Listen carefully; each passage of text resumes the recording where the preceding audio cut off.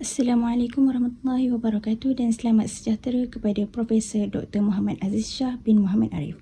Saya Nurul Balkis binti Abdullah ingin membentangkan tajuk tugasan 3 saya iaitu Types of Drinkers dalam subjek KKS 3063 Penyelewengan dan Delikuensi. Ketagihan alkohol dikenali sebagai alkoholisme adalah keadaan yang dimaksudkan dengan tabiat pengambilan alkohol secara berlebihan. Ia berlaku apabila anda mengambil minuman keras terlalu banyak sehingga badan anda akhirnya menjadi bergantung dan ketagih pada alkohol. Apabila ini berlaku, alkohol boleh menyebabkan perubahan dalam otak yang boleh membuatkan seorang hilang kawalan terhadap tindakan mereka. Seseorang boleh minum secara berlebihan sepanjang hari atau boleh mengalami episod pengambilan minuman keras mengikut nafsu. Jadi, mari kita lihat apakah jenis-jenis peminum alkohol. Types of drinkers yang dimaksudkan dengan jenis-jenis peminum yang mempunyai 4 jenis. Yang pertama, minum untuk sosial iaitu social drinking. Yang kedua, minum untuk menyesuaikan diri, drinking to conform. Yang ketiga, minum untuk merasa lebih baik iaitu drinking for enhancement. Dan yang terakhir sekali, minum untuk mengatasi perasaan negatif iaitu drinking to cope.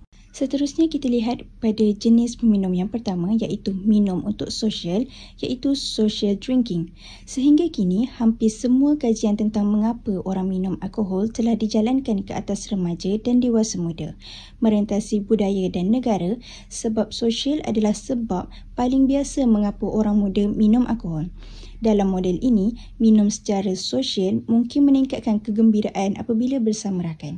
Ini konsisten dengan idea bahawa minum adalah hobi sosial. Justru itu, minum atas sebab sosial dikaitkan dengan penggunaan alkohol yang sederhana. Jenis peminum yang kedua ialah minum untuk menyesuaikan diri iaitu drinking to conform.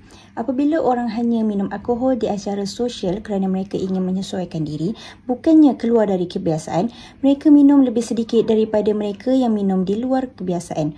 Orang ini biasanya meminum sedikit champagne semasa perayaan atau memegang segelas wine supaya tidak kelihatan berbeza daripada orang lain. Dalam beberapa tahun kebelakangan ini, program seperti Hello Sunday Morning telah menggalakkan orang ramai untuk berhenti minum dengan menjadikan orang yang tidak minum boleh diterima secara sosial. Ini boleh mengurangkan komen negatif terhadap orang yang tidak minum. Program itu percaya walaupun teori ini masih perlu diuji dengan lebih lanjut. Yang ketiga, minum untuk merasa lebih baik, drinking for enhancement. Minum alkohol atas sebab-sebab ini adalah tindakan yang berisiko untuk kedua-dua remaja dan dewasa muda. Orang-orang ini minum untuk membuat diri mereka berasa lebih extrovert, impulsif dan agresif.